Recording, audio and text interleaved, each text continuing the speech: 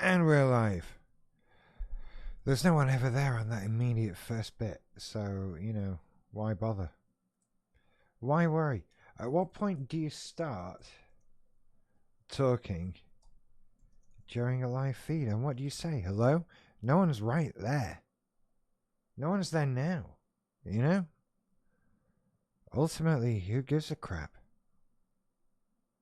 I just sit here looking for a background. Oh, there's a person. Hello. How you doing? Welcome to a live stream. We're doing a live stream tonight. It's 1:13 in the 12:13 in the morning, and we're live streaming on TikTok. I can talk about BPD and MPD. I've only just turned this thing on, by the way. So, hi everybody. It's one of those things. I'm actually just picking a background for the live thing, and I'm trying widescreen streaming as well for the first time. And my phone's going off and distracting me. Oh, that one looks pretty good. Is that one good?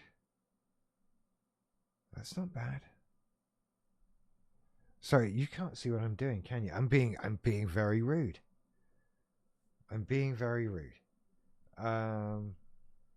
Let me see. I'm wondering, is there a way that I can show you what I'm doing? Do you care what I'm doing? Does anyone really care? No, I'm just killing time. Hi, Els. Hi, I have BPD traits, but used to be diagnosed with BPD too. Hi. So you're in remission then? I'm assuming that's what that means. Do we have that? Do we call it in remission? I'm never sure. But that sounds positive. Sounds like you're doing better. Which is very much a good thing. I'm just fiddling with things here.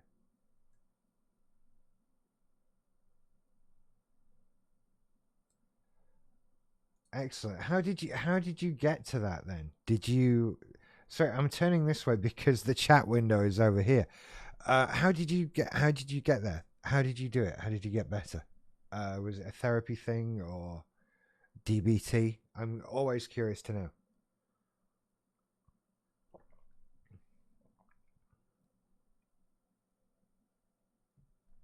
Because my experience is my experience, but that is only worth so much. And I like hearing about other people's experience. Oh, those are good backgrounds. I'm picking backgrounds while we do this, by the way. Am I loud enough? I'll assume I'm loud enough. Because nobody said I can't hear you. 2 years of DBT. And a year and a half out of work. So DBT was what helped. Excellent. Excellent.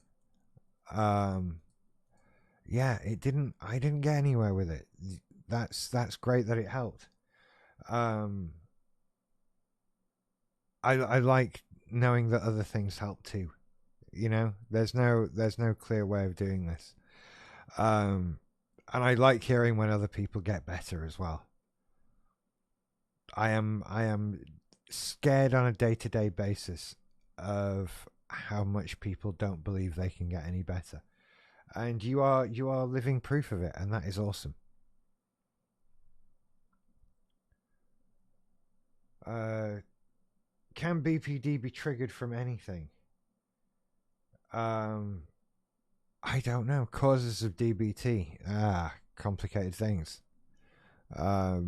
Much still up in the air. Wikipedia is your friend on that one, more so than me, I think. I'd love to be able to just give out answers, but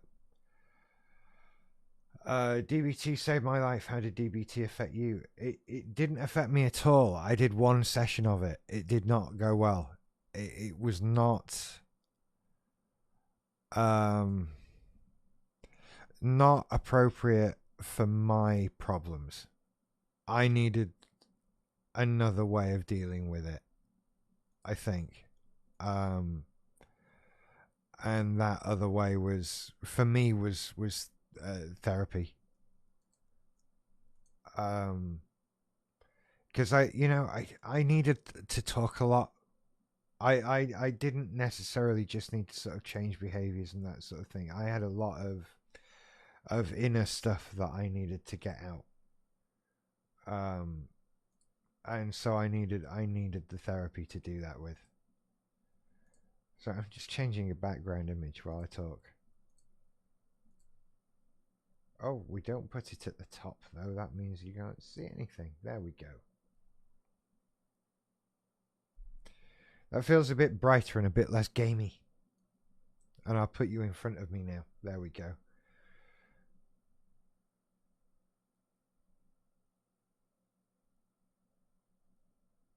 Thank me? Why thank me?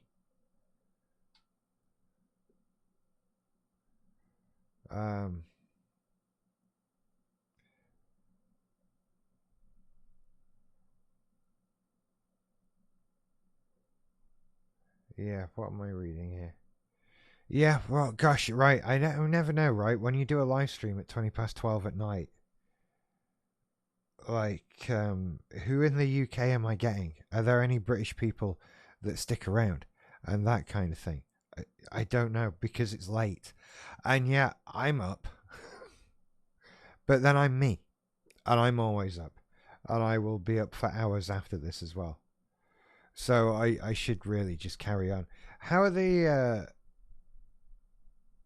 widescreen live streams? What can I see one on my app? Can I see this one on my app? If I go to my thing, does it show me as live? No, it doesn't.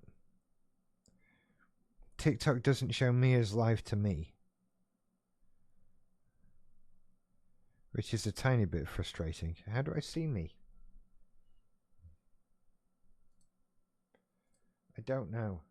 I've kind of abandoned YouTube live streams. Oh, here we go.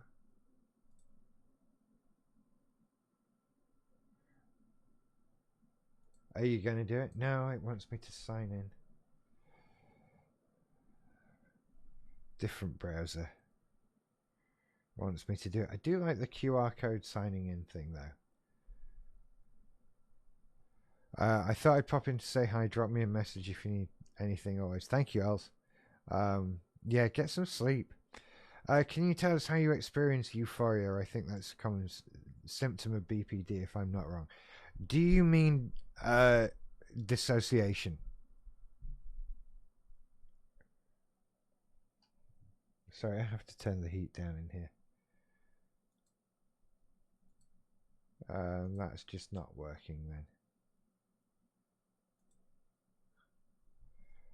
Are you going to sign in? Oh, I have to confirm the sign in on the new device, and I didn't do that. There we go. Login success. I want to see what this looks like. Sorry, I'm sidetracked. This is the ADHD part of my brain. Oh, there we go. I have to confirm the sign in. Oh, hey, it works. Device. That's pretty good, actually. That's real. I can sit up more. That would be better. Anyway, do you mean dissociation? That is the closest thing I can think of to euphoria. I can tell you how I experienced that. It's an interesting one. It's like it's for me. It's not like an out of body experience. For me, it's like living in a dream.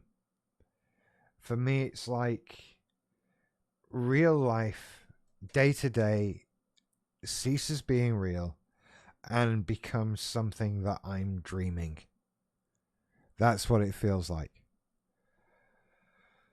Everything feels very unreal, very hyper real. It's an odd way. It's an odd thing to describe. I find it very difficult to put into words. It's environmentally triggered most commonly for me. The right lighting shining on me, that kind of thing will set me off. It's a weird one. And it you know what? It also comes with a lot of a feeling of deja vu for me, like I've been somewhere, or like I've observed somewhere before. right? It's really an odd thing to describe. And I'm only describing my experience of dissociation, not everybody's, just me. And everybody is different. Everybody experiences it differently. And so it's, people describe it as an out of body experience. I describe it as dreamlike. You find me 10 more people with BPD, we'll get 10 more descriptions of what it's like. Um, it's very complicated. And it's the weird one, right? It's such a weird thing because it's not emotional. It's right. We know about big mood swings. We know about feeling scared of abandonment. We can relate to feeling sad. We can relate to not wanting people to leave us or feeling worthless or that kind of thing. Those things all kind of make sense to everybody, right? But dissociation, you sometimes feel like you're having an out of body experience. Sorry, what? And you sort of wonder what amount of talking about stuff, what amount of therapy is going to get you past that? Because is that really caused by a mental problem, like an emotional problem? I don't know. And I haven't stopped dissociating. I haven't done it for a little bit, but it's far from stopped. And it's never been, like I say, it's never felt like an emotional problem, like something that is being caused by a deeper uh, thing disturbing me somehow. Um, so dissociation is an odd one. I wouldn't describe it's not euphoria. I felt euphoria as well. It was induced by something other than BPD, but I felt that, and that was not what dissociation is. Um, so yeah, dissociation is an odd one. I wish I could put it into words. I wish I could communicate to you what I feel like when I dissociate. And I know I've just tried, but it rarely feels like enough, right? It rarely feels like I've done it justice or made you understand just how weird any of it actually is. It's such an odd thing. Um, Thank you for asking. Ah, Caitlin Marie, your videos have helped me a lot. I'm slowly understanding my feelings and thoughts. Thank you. I'm glad I could help. It takes a while to do this, doesn't it? Um, but you're getting there. Well done. Nice work. Uh, Madison, thank you for making a video. No one really understands BPD, but you do, and it's so helpful. Thank you. I need glasses on for this. This is what I need. Has your birthday come yet? Yes, it was. What's today? It was last week. It was last Thursday. Um, I'm 44 years old now, which is bizarre. I remember being 4. Don't we all? You know? Um, yeah, 44 years old, depressing. It's not depressing. Why do people say that? Oh, it's depressing, I'm so old. Because I'm running out of life. That's what it is. And I'm aging. And I'm not 4 anymore, despite how much I still remember it. And how, you know, it's a little depressing that I'm still dealing with stuff. Like I don't feel any more like an adult than I have at any other point in my life. And I'm certainly not handling my life like that, right? So, you know, it's one of those things.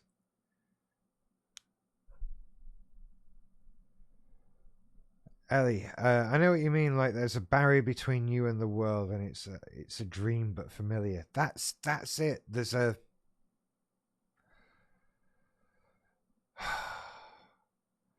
I feel like I've been in some way sent to observe the human experience from outside of this reality. That's what it feels like. You know the Watcher in Marvel? I feel like that guy. That's basically it. First of Aquarius. I'm 44 and it is depressing. It's hard because I struggle with vanity. Me too. Me too. Do you know my girlfriend keeps telling me this hideous lie that there's a bald spot coming on the top of my head just here. And she mentioned it the other day. She's right as well, you know. It's definitely there's very little hair there now. You can't see it, and I'm not really self-conscious about it.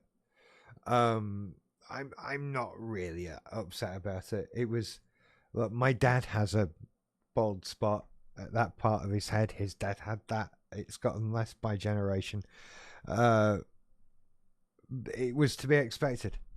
All it's only depressing because it's a sign that I'm getting older and closer to death, and that I've only just reached a point where I'm living my life to some extent, or I'm doing better than I was. Have her take a picture of it? Hell no. I don't want irrefutable proof that it exists. Right? If right now the only proof I have that there's a bald spot on the top of the back of my head, back here where I can't see, it's her word for it. That's all I've got. Now I can have her take a picture of that, and I'll know for sure, for definite, whether there is or there isn't. Or I can have her not take a picture of it and consider her a liar. And that's where I am with it.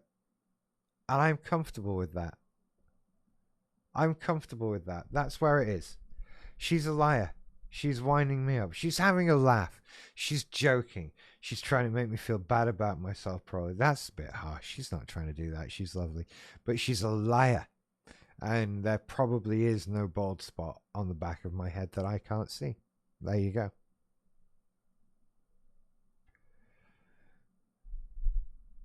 That's how it goes. I hate irrefutable proof. Don't be coming to me with irrefutable proof about what's going on in my head. You know? And we all have that, and it's honestly, it's fine. Do you know who one of my big role models was growing up? Captain Jean-Luc Picard. The baldest of bald men that there could be. Followed by Captain Sisko. Another proud bald man. Right? I am fine with it. And I'm not, right? I'm not losing all of this. Right? We're just talking about a little tiny bit here. I can be realistic about it. And also I can accept that, look, as I age, I'm going to lose some hair. And I can still look good losing my hair. Sean Connery lost hair. Right? Sean Connery had a bald spot just there. Ted Danson, bald spot just there. Right? If I get to Ted Danson's age and look as good as Ted Danson, I'll be happy.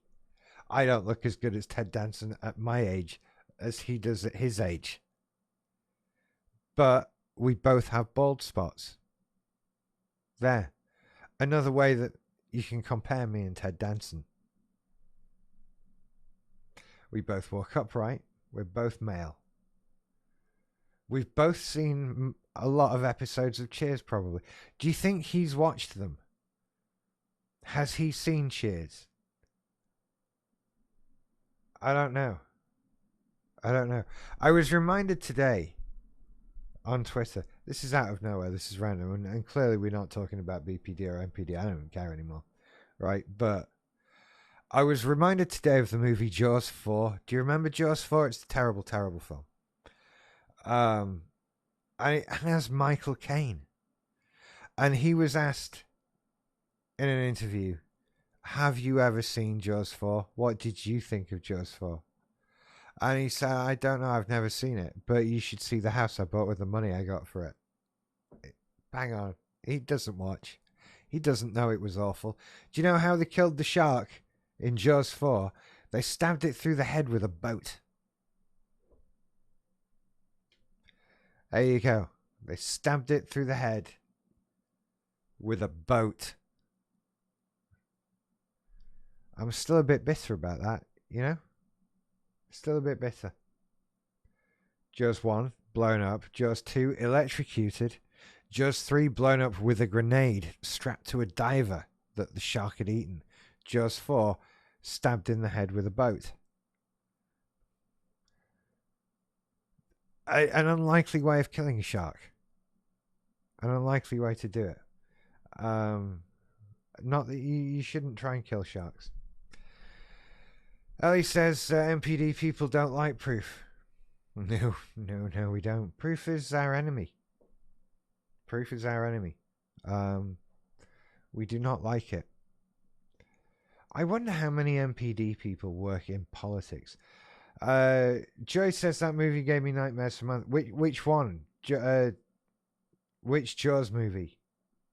Jaws 1 broke me, right? And I believe it doesn't matter what age you are when you see that movie. There's no good age to see Jaws, right? I think it's only like a PG as well. It's not considered a horror movie or anything like that. This is a PG movie, Jaws. I have to look that up.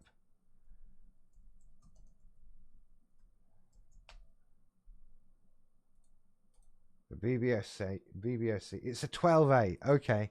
So as long as your mum and dad are there, you can watch Jaws at any age, right? And it broke me. I don't believe that there's any age you can watch Jaws and be okay with it and just jump back into the water. Oh, it's fine. Who cares about shark attacks? No, you're done with the water. And if you're not, I can't understand how you cannot be done with the ocean having seen Jaws. I don't want to go. I don't want to go back in the ocean, really. I'm willing to a bit, I guess, maybe.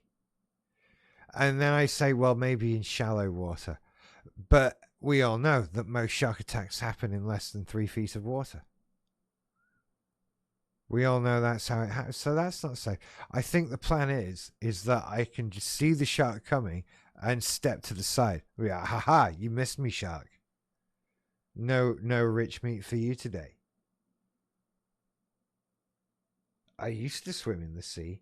I used to be scared of doing it. I just had a father who told me to get the hell on with it. Really? That's what happened. And so I did. I just got on with it to see what happened. And it turned out to be okay. I haven't been eaten by a shark yet. I don't plan on giving them other chances.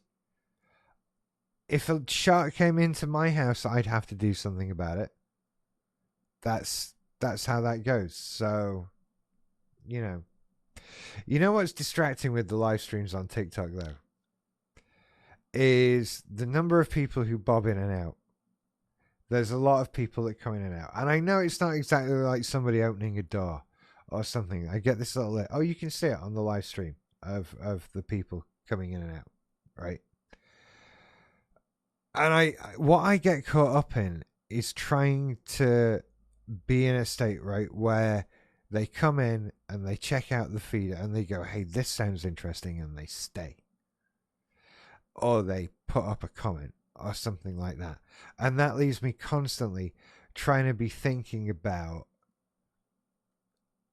grabbing people's attention all the time, which is weird. And I don't know how you do it, right? Unless I'm doing something amazing on here. Like if you tune in and I'm sawing a lady in half, that kind of thing. Fair enough, you might stick around.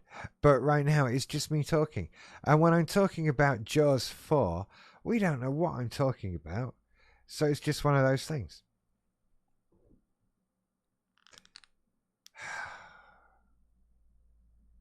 See, hi, Nathan. That's one of... We're talking about Jaws 4 right now. What are some of your favourite movies? I kind of want to do a movie show as well, still. I miss talking about movies. I miss all of that stuff. And I kind of think about doing a movie show. I have no idea what I would do. And do you know what? I'm kind of sick of making shows on my own as well. I miss making shows with other people. I miss that element of it, and it would be nice to do that again. It really would. And making a movie show would be great fun, but there's a sea of movie shows out there now. The last time I did it, there were 2, and mine was one of them. Things have changed since then. Things have changed. Your girlfriend isn't interested in doing that with you? See, that just came out as a question. It is a question. She is, right? And she'd be great. I have reservations about it, and it's nothing to do with her. Nothing to do with her whatsoever. She'd be great, and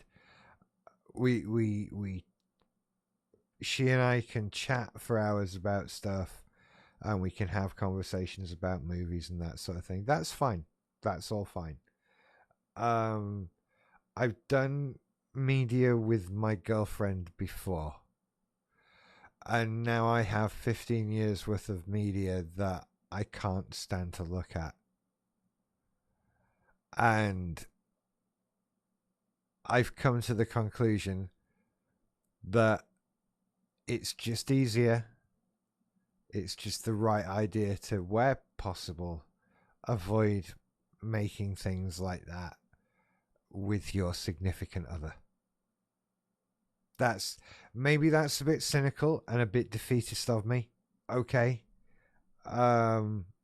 But that's how I feel based on my experience, and it's nothing to do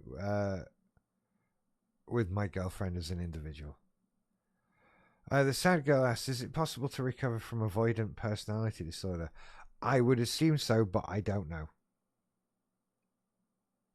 I think it's probably possible to recover from all the personality disorders one way or another.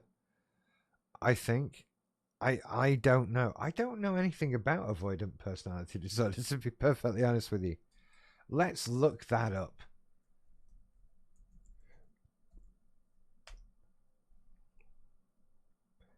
And WebMD. No, go back. Wikipedia. Sorry, sad girl. I don't know. Has somebody reformatted Wikipedia? What the hell is this?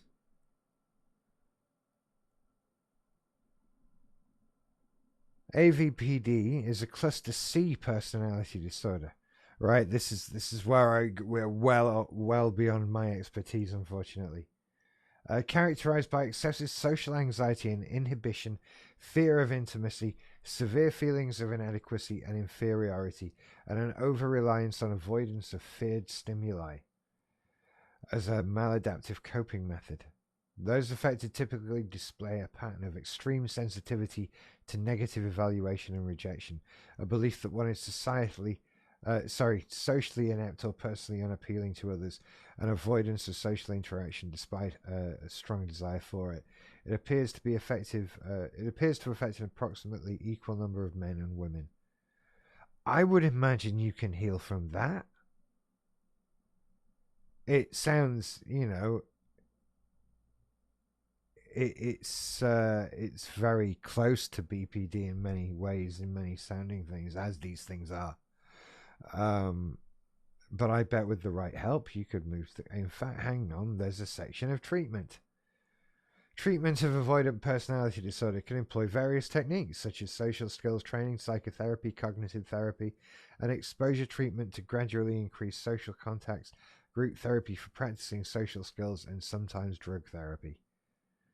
A key issue in treatment is gaining and keeping the patient's trust, since people with avoidant personality disorder will often start to avoid treatment sessions.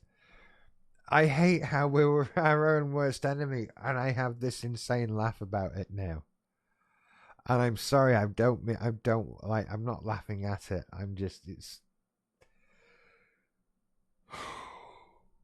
It's like the narcissism. Narcissists could be healed if they could admit they weren't fucking perfect. Just like people with avoidant here could be healed if they could trust the therapist. The primary purpose of individual therapy and social skills group training is for individuals with an avoidant personality disorder to begin challenging their exaggerated negative beliefs about themselves. A significant improvement in the symptoms of personality disorders is possible with the help of treatment and individual effort. Wikipedia says it. So that means it's real.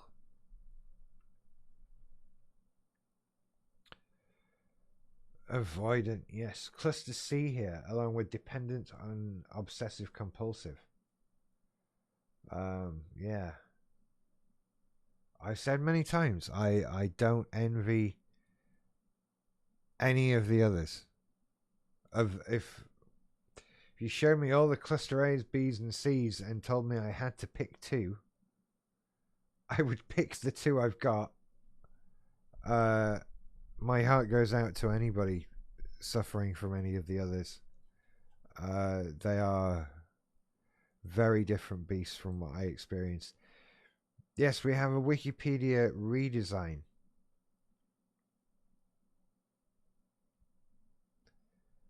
Spread the word, people. Spread the word. And today's featured picture is of Edinburgh Castle. Or Edinburgh Castle.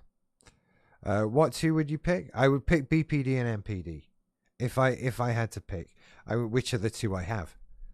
You know, so that worked out all right. But it's obviously we don't have to pick. I'm glad.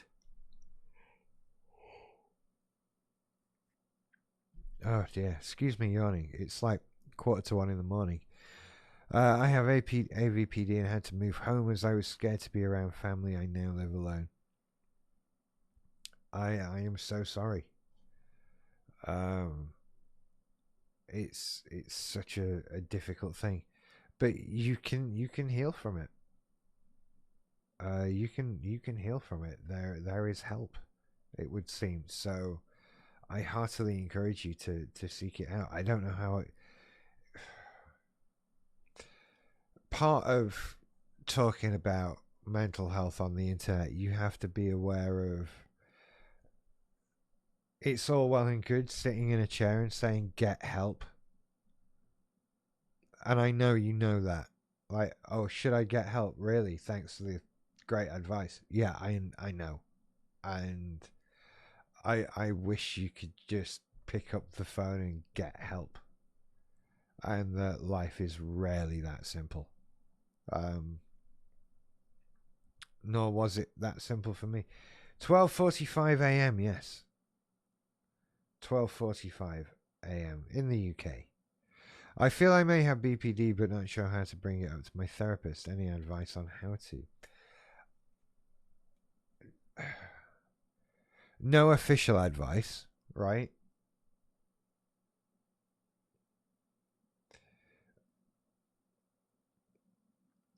Whether or not, right? I think what you have to do is this: drop the idea, drop all the thinking about whether or not you have BPD as such, as a thing, right? What you do know is that there are ways you feel bad and things you feel bad about. Okay? We're not going to worry about whether or not those things are BPD or not. We don't know that. We think that, or you think that. I don't know. But we don't know that for sure. But there are things you do know for sure. You do know how you feel. And so what I would say, what I would do, and what I did in fact, because at the time when I first started even seeing a therapist, I didn't know about BPD. So I didn't go and say, I think I have BPD, what you're going to do. I went and talked about how I felt. And it was from that you start to extrapolate what's actually wrong further down the line.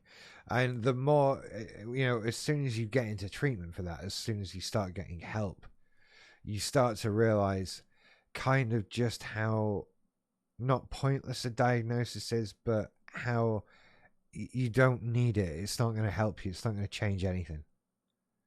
And so, yeah, do you feel you have BPD? Okay. But you do know things about how you feel, individual aspects. You know if you're feeling low. You know if you're, I'm assuming what you've done is you've watched a lot of videos on BPD. You've done your research and you identify with some of the feelings you've heard about. And so that's where I'd start, is talking about those feelings that you identify with. And then I guess you're kind of at the mercy of whoever it is you tell to put 2 and 2 together, or to at least direct you to somebody who can. I hope that helps, Molly. I hope that helps.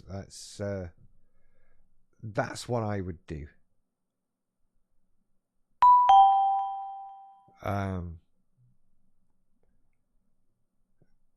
Alice Grice, watching your videos made me realize and everything made sense. Thank you. You're very welcome. It's amazing how things can just click into place, isn't it? When you hear the right thing. I've been where you were.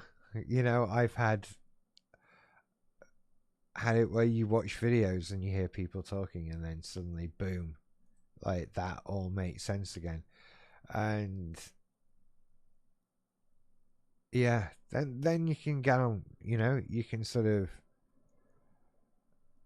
of get better. You can start healing, that sort of thing. I always thought I was mad. Yeah, me too. I always thought I was mad. And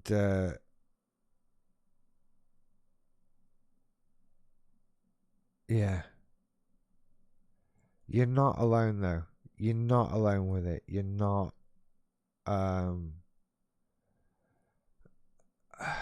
you're not suffering alone. We're all going through it. There's lots of us going through it. And yeah, I think it helps a lot to understand that you're not on your own.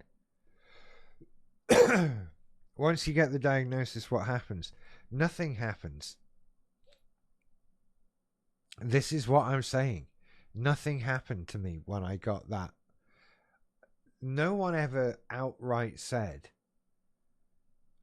you've got BPD. I don't know, I feel like I've given this explanation recently. They don't want to do that because I was already in treatment. Right? So you go and you express these feelings. And I then got sent to group therapy for treatment based on that. And then they identified he's going to group therapy for these problems, XYZ, so on. And these reasons that they talk about are a description of BPD. Right? Richard does this, he does this because of this, and then he does this, and he thinks these things, and that sort of thing, and so on. And it's a description of BPD. But they won't write down, oh, he's got BPD.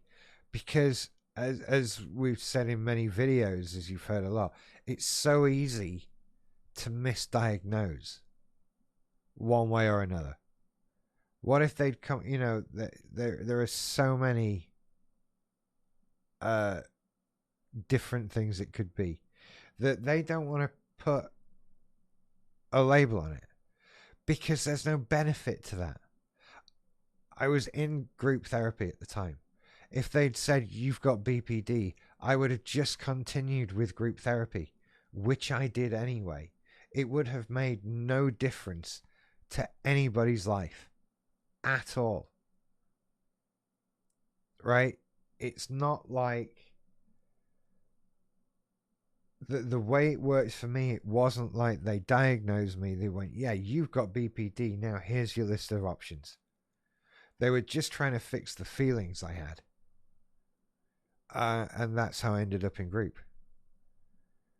CG says, "I feel so invalidated when my psychiatrist says I have it but won't diagnose it, and it will be for the same reasons. You've already got a psychiatrist. Writing down that you've got BPD changes nothing."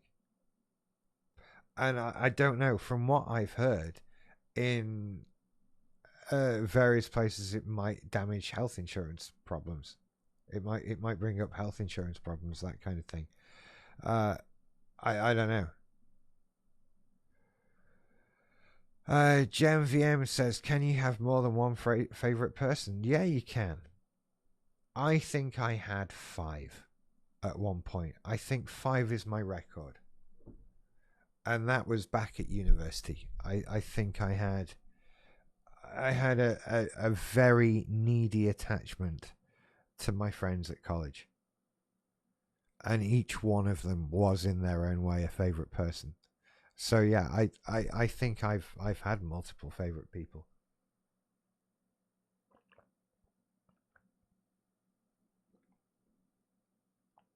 Uh,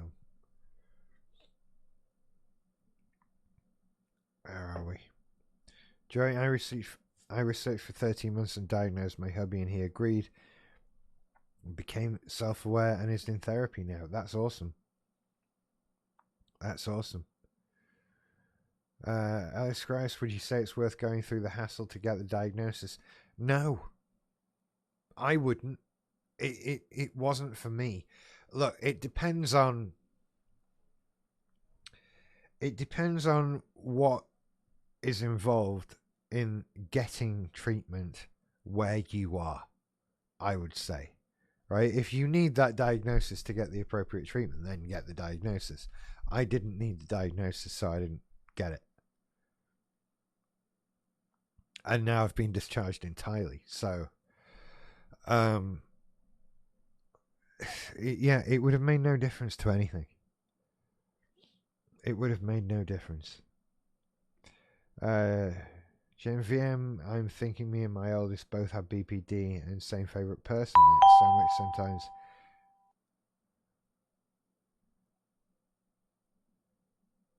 Yeah, you have the same favourite person. It's doable. Um, the sad girl says, "I was misdiagnosed with BPD and the way I was treated by professionals was horrific." That, first of all, that's horrid. Second of all, yeah, this is the misdiagnosis is a worry, right? That's what they're worried about. They don't want to do that, so they don't do it. I feel like mental health professionals treat you so differently when they find out about your BPD. I don't know. I would hope not. I would truly hope not. But at the same time, there are bad actors in any profession. I would say. I don't know that it's a profession wide thing. And look, I honestly think the worst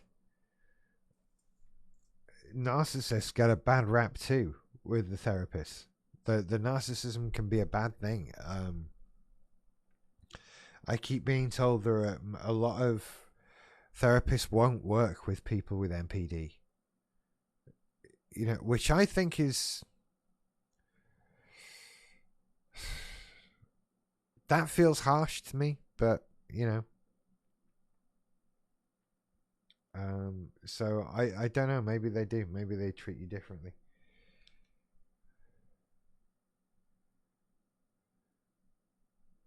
It's a very grey area, and I feel like people avoid it. Entirely possible, I guess. I'm gonna have to take your word for it on that one. And I take your word for it. Uh, it's yeah, I wouldn't like to have to label things.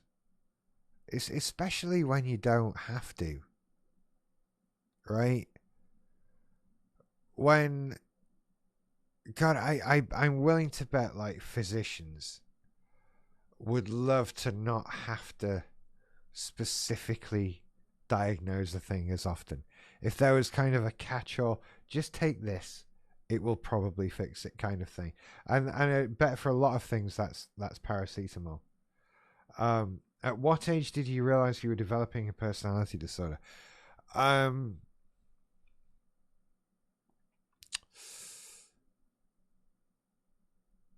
it's right. Okay. I at no point realized I was developing one. You just sort of realize where you are, right? And I guess what we're really talking about is how old was I when I realized something was very wrong. And look, my first suicidal ideation started when I was 18. So I would say at 18, I was aware that things were very bad for me. But I was a lot older when I realized that a lot of my other behaviors weren't right. And even then, it's difficult because if you the way you act out with these personality disorders, it's just easier for people to define you as an arsehole, as difficult, as a pain to be around, as just one of those people, you know. No one really goes straight to the personality disorder. And so, yeah, for my entire adult life, I have been behaving inappropriately, trying to behave better, trying to correct behaviors. Ever since being an adult. Until now. And so I don't know. I don't think there was ever a point where I either realized that I was developing a personality disorder or that I really had one. It just sort of appeared one day. It's a weird one. So I think that was that what you were getting at. I think that's what you were getting at.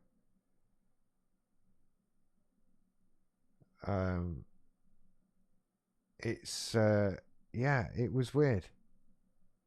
Because look, I was just angry. I was quick to temper. I was all the classic things, right? I was a textbook case of everything I've got. But no one knew that.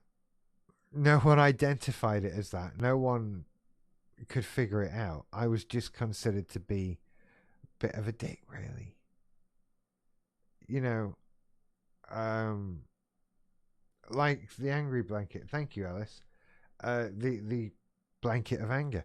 That was how I expressed myself because I was in so much pain and I didn't know how to talk about it. I didn't know how to get it out, and I didn't have anyone who was interested in listening or able to listen. Right? This is the other thing. Um, and so there was always this behavior that was wrong, but it was just seen as me, just the way I am, just Richard's temper, that sort of thing. And the truth is, I'm not that angry, right? I'm not actually that angry. I was just told I was. Really, it was, you know, just that inner pain, that inner rage. It's all in the video. Go and watch it. It's getting very low views. Low views, high engagement. That's my videos. Don't understand it. Oh, the engagement level's gone up. Still low views.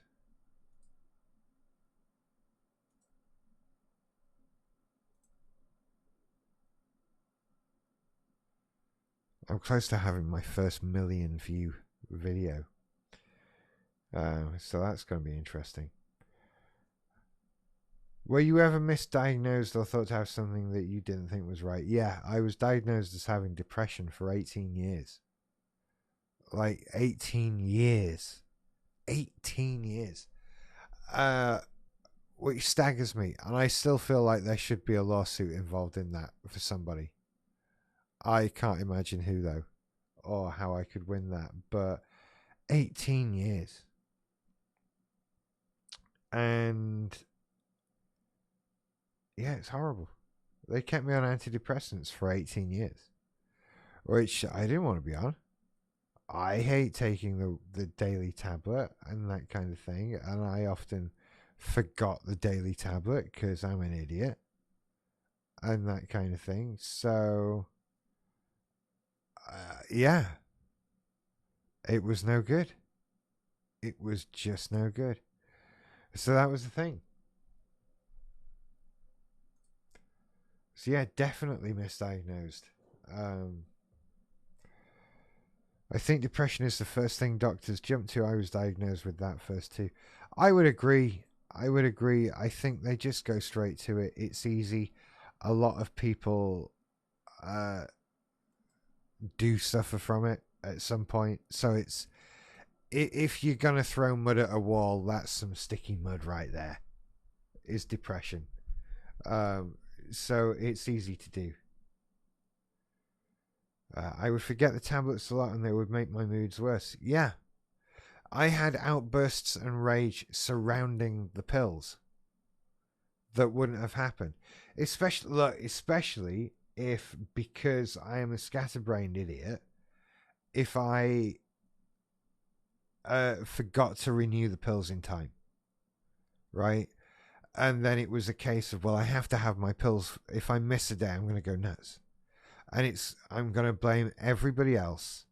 I'm going to blame the doctor for not being quick enough, the doctor's surgery for not being easy enough, the chemist for not having stuff. It's all going to be somebody else's fault, anybody's fault but mine. And that's what I did every month. All that stress. For no reason. They were doing nothing for me. I wasn't depressed. Total waste of time and energy.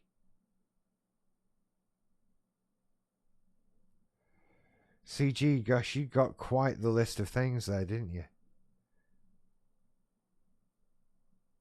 You see, and I'm willing to bet that, if people could, if you could have been gotten in for therapy pretty quick, then what difference would the diagnosis have made in the end?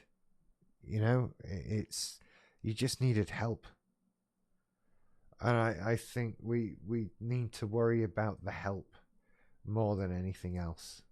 It's the help that matters, because as well, what about the people with 4 BPD markers? What about the people with 3 BPD markers? What about even the people with 1? All of these markers, in and of themselves, are horrid.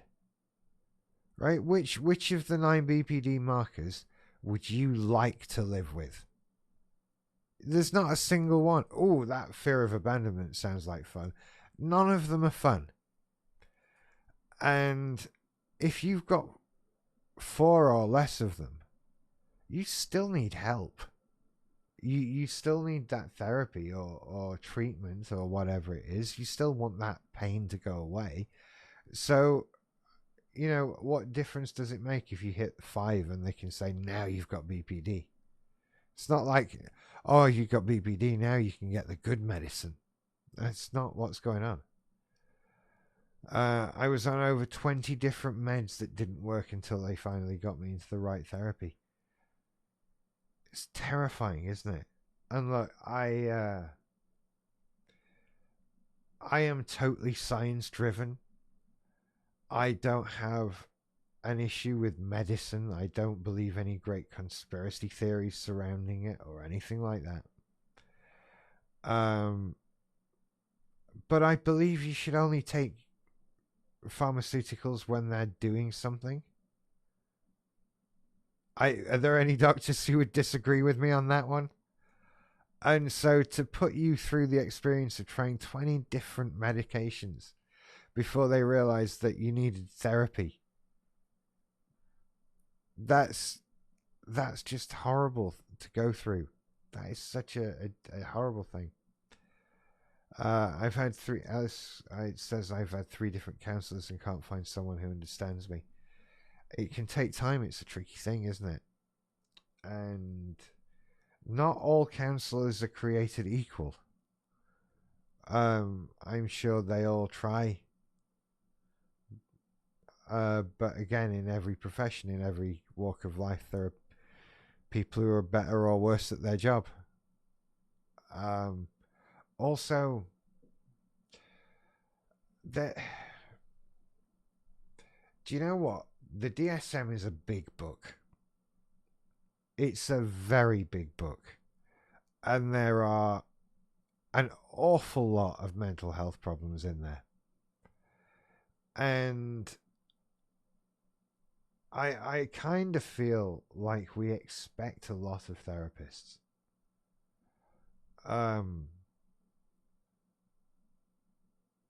I don't know. I don't know if what I'm asking is actually not a lot to ask, or what. Can we expect every therapist to be able to sit down with every patient who could have any diagnosable mental health problem and have them know all they need to know about that thing immediately right there off the top of their heads? Is that a reasonable expectation? I don't know. And yeah, we can expect them to need to do research, but I suppose there reaches a point where we have to feel understood, like they can help us. You know? It took me 4 to 5 different counsellors to find the right one who specialised in cluster B cases. There you go. There's so many different areas of psychology and mental health that you can be trained in or practicing, and even within those, I imagine they're gonna focus on the most common things. You know, so there's so much room for them to not understand, and so it is frustrating though. Oh, excuse me. You know, I got frustrated with my own therapist for explaining something around that to them. I felt bad when I was having to explain what it meant to have a favorite person. And you worry that it means that they don't know what they're doing, but they do. I think. And also, you know, as we keep talking about tonight, the importance of that diagnosis. Like, do they need that to help you? They're gonna do stuff anyway. I don't know. It's one of those things. So, right. Well, it's 1 a.m. now, and I'm getting super tired. Thank you for everybody who's been watching me. I'm doing these all the time now, so make sure that you subscribe, following my channel. Make sure if you're watching me on TikTok here that you're following me over on YouTube, over at Early Morning Barking, and I will see. Oh, and over at Patreon.com/Early Morning Barking for extra videos and that sort of thing through the week that aren't on TikTok or YouTube. You all take care, and I hope you have a good Tuesday night, and I'll see you tomorrow with more live stuff. So I'll see you later. Bye bye.